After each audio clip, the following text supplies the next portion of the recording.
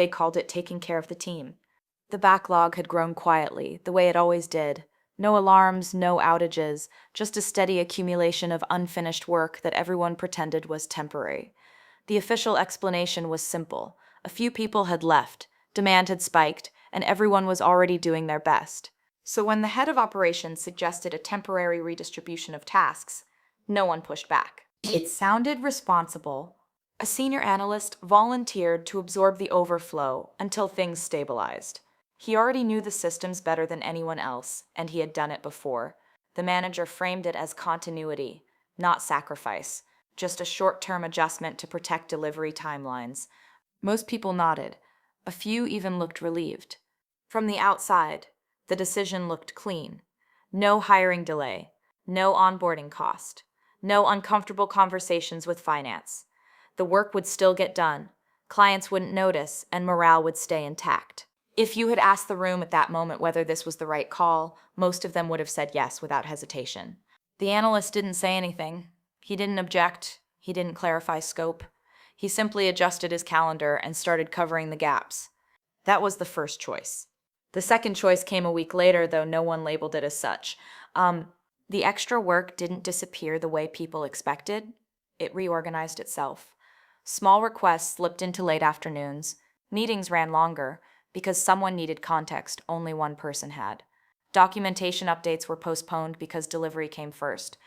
None of this triggered concern. It was all still within acceptable limits. Someone ran the numbers informally and concluded the team was only running at about 10% over capacity. Manageable, temporary.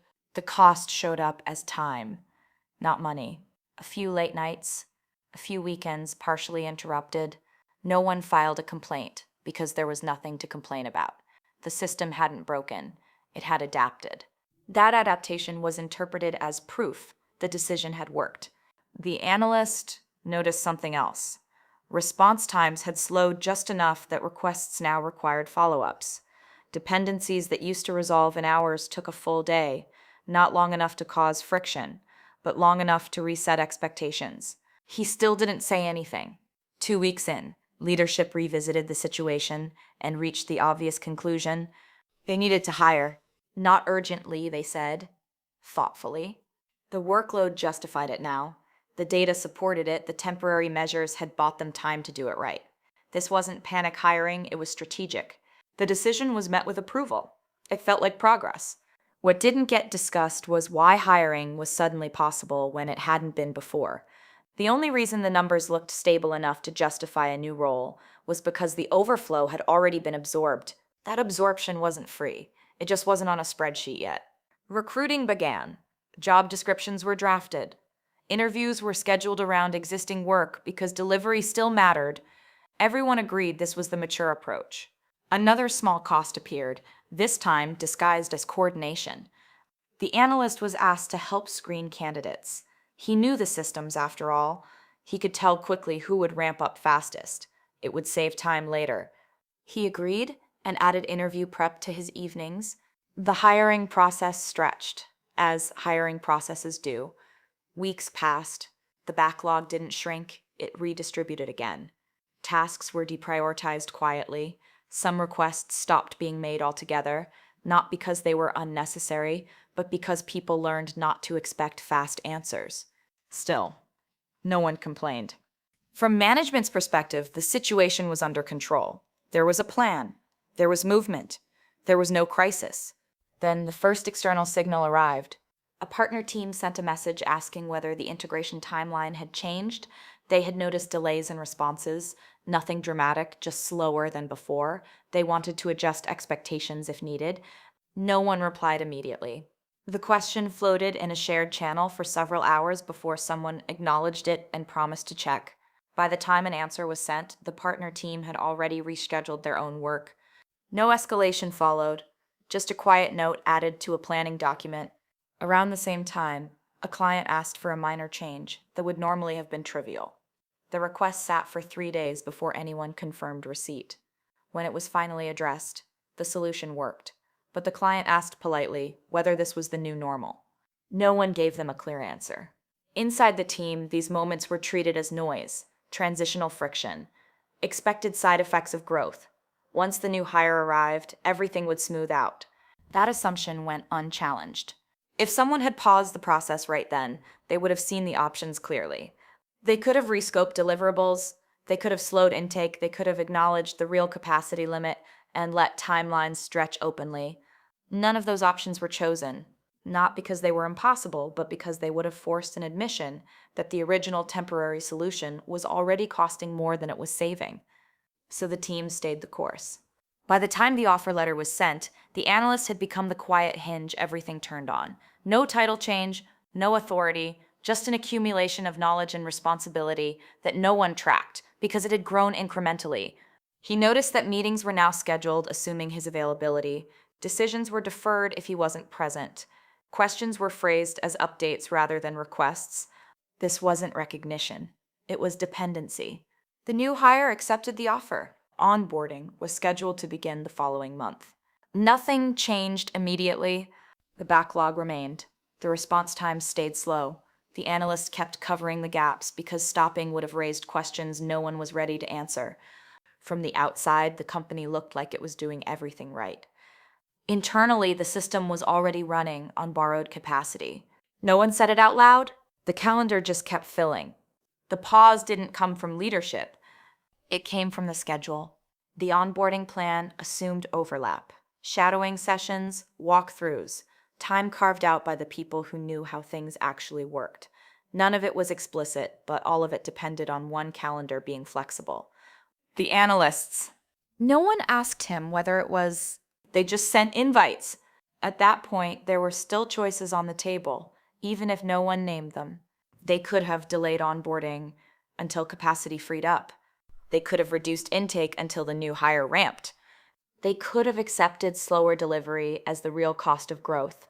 None of those paths were taken, not because they were bad options, but because each one would have surfaced a question no one wanted to answer: why the system only functioned when one person quietly absorbed the difference. So, instead, they chose the option that looked neutral. They kept everything moving. The onboarding sessions were scheduled early mornings and late afternoons, wrapped around existing work. The analyst prepared materials that didn't exist yet because they had never been needed before. He documented workflows that had lived in muscle memory, knowing full well that documentation slowed him down, now without speeding anything up later. This was framed as investment. The first comparison showed up in a report no one lingered on. Before the hire, average turnaround time had drifted from 1 day to 3. After onboarding began, it stretched to 5. The explanation was simple: training overhead, temporary inefficiency, normal. What didn't make it into the report was what hadn't been measured: the unrecorded decisions. The quick fixes that used to prevent rework, the silent corrections that kept small errors from cascading. Those things didn't have owners once attention was split. The system still functioned, but only on paper. Requests started arriving with buffers built in. People added extra days just in case. Meetings were scheduled with longer windows because follow-ups were expected. No one panicked. They adapted. From the outside, it looked like maturity. Internally, cost was compounding.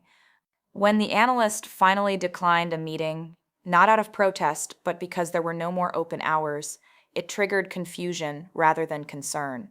The meeting was rescheduled, then rescheduled again. Decisions that depended on it stalled quietly. No one escalated. They waited. This was the first time waiting became visible. The second comparison came from finance, unintentionally. Overtime hadn't increased much. Contractor spend was flat. On paper, hiring had been cheaper than outsourcing. The numbers looked clean. What wasn't visible was throughput. Output per week had dropped, but because demand was still being met, just more slowly, it didn't register as failure. SLAs were adjusted. Expectations softened. The analyst noticed that fewer people asked him for quick confirmations now. They assumed delays and planned around them. That adaptation looked like resilience. It wasn't. It was the system learning to live with less oxygen. The moment the analyst stopped compensating didn't arrive with an announcement. It arrived as a non-action. A request came in late on a Thursday, something he would normally have handled immediately, not because it was urgent, but because leaving it unresolved created downstream noise. He saw it, he understood the implications, and he left it untouched. Not to make a point, not to force a conversation. He simply didn't add it to his list. On Friday afternoon, the requester followed up politely. The analyst replied with the same language leadership used with him. Timelines were tight, capacity was limited, it would be addressed next week. There was no argument. The response was reasonable. By Monday, the delay had propagated. Another team paused their work, waiting on the outcome. A dependency slipped. A meeting was postponed because there was nothing to decide yet. Someone asked whether priorities had shifted. No one could answer cleanly. The system, for the first time, reflected its actual capacity. Leadership noticed the lag, but not its source. They asked for updates. They requested status reports. They scheduled check-ins to understand where things were getting stuck. Each check-in consumed more of the time that used to prevent the delays in the first place. The analyst attended fewer of them, not because he was disengaged, but because there was no longer any slack to absorb the overhead. The new hire asked good questions, reasonable questions, the kind that deserved thoughtful answers. Those answers took time. Requests continued to queue. Some were handled by others, imperfectly. Some waited. Some expired without resolution and had to be refiled. No one called it a failure. They called it a transition. By the end of the month, the backlog report showed a clear pattern. Nothing catastrophic, just a steady lengthening of timelines that no one could quite explain. A message went out asking teams to be patient while capacity stabilized. It stayed unanswered longer than usual. The first real comparison didn't arrive as an argument. It arrived as a table. Someone pulled historical metrics to reassure leadership. Same demand range, same headcount +1. The expectation was that the numbers would normalize. They didn't. Before the overflow had been absorbed, average cycle time per request had been inconsistent but short. After the temporary coverage, it had stabilized at a slower pace. After onboarding began, it slowed again. No one commented on the shape of the curve. They focused on the fact that nothing had collapsed. What the table didn't show was what had changed to keep it from collapsing. Before, the analyst had smoothed the system by instinct. He rerouted work before it jammed. He answered questions before they became tickets. He corrected small misalignments before they required meetings. That work had never been tracked because it had never been requested. So when it stopped, there was no line item to explain the difference. The comparison between with support and without support looked clean on paper, same processes, same tools, same people, different outcomes. A second, quieter comparison emerged in behavior. Before, requests came in loosely. People assumed flexibility. After the delays accumulated, requests became formal. Everything was documented. Everything needed confirmation. Everything waited its turn.